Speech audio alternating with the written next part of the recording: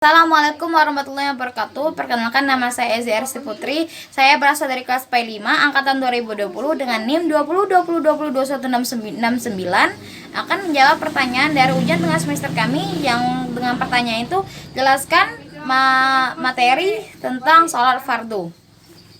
Sholat fardu adalah sholat yang wajib dilaksanakan bagi seluruh umat muslim. Nah, sholat fardu ini mempunyai dua hukum. Hukum yang pertama yaitu fardu ain dan yang kedua fardu kifayah. Nah, fardu ain ini dimaksudkan adalah sholat yang diwajibkan untuk individu, dan juga sholat hukum ini termasuk juga sholat 5 waktu dan sholat Jumat bagi pria. Yang kedua yaitu fardu kifayah. Fardu kifayah adalah sholat yang wajib dilaksanakan bagi seluruh umat muslim, namun apabila dikerjakan oleh sebagian umat muslim maka itu dianggap sunnah, seperti sholat jenazah, sholat gaib, dan sholat lainnya juga. Nah, sholat fardu ini syarat-syarat wajib sholat fardu ini yaitu yang pertama beragama Islam sebagai seorang muslim. Yang melaksanakan sholat fardu ini harus seorang muslim. Non muslim tidak melaksanakan sholat. Yang melaksanakan sholat hanya umat muslim. Yang kedua yaitu berakal. Kenapa berakal? Karena kita sebagai manusia, terutama muslim, harus berakal. Kalau kita berakal berarti kita berilmu, sehingga kita bisa mengerti dan memahami mata kuliah. Bukan mata kuliah, maksudnya mengerti dan memahami tata cara sholat. Karena sholat itu membutuhkan sebuah ilmu, sebuah pemahaman untuk melaksanakan sholatnya. Yang ketiga yaitu baligh ini maksudnya itu adalah ketika seorang anak sudah beranjak dewasa dan sudah mengalami masa, kalau dalam bahasa IPA-nya itu masa puber. Seorang anak sudah berkembang, sudah mempunyai sebuah tingkat kematangan sebagai seorang remaja. Misalnya orang remaja, orang besar, orang dewasa itu semua wajib melaksanakan sholat kecuali anak-anak karena mereka belum mengalami masa baligh. Yang keempat yaitu waktunya telah tiba. Maksudnya waktunya telah tiba itu waktu sholat itu telah tiba. Seperti sholat 5 waktu, sholat 5 waktu itu ketika waktunya sudah tiba, ketika azan sudah berkumandang, maka itu wajib kita melaksanakan sholatnya.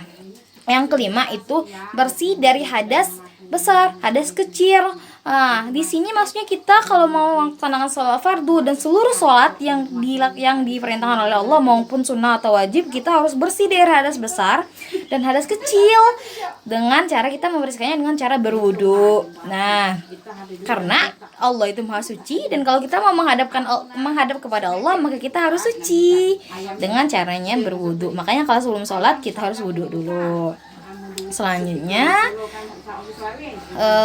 rukun sholat ya. Rukun sholat itu yang pertama itu berdiri bagi yang mampu. Jadi kalau bagi yang mampu berdiri, kalau udah tidak mampu, kalau maaf sebelumnya untuk orang-orang yang sudah berumur, sudah tua kan mungkin udah nggak sanggup berdiri, jadi bisa.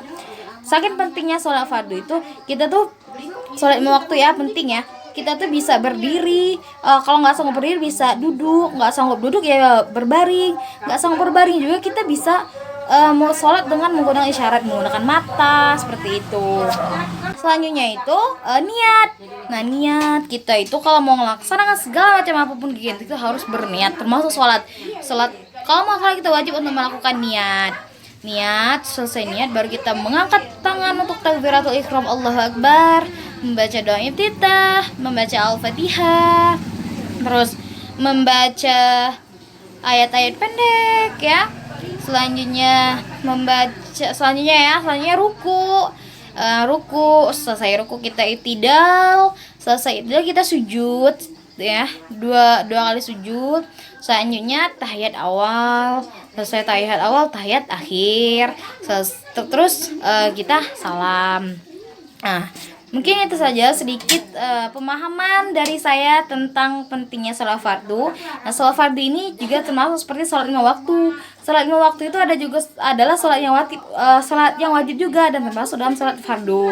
Sholat 5 waktu itu terdiri dari sholat asar, sholat maghrib, Isya, subuh, dan zuhur. Jadi sholat ini wajib ya, 5 waktu wajib banget untuk dilaksanakan oleh umat muslim ya.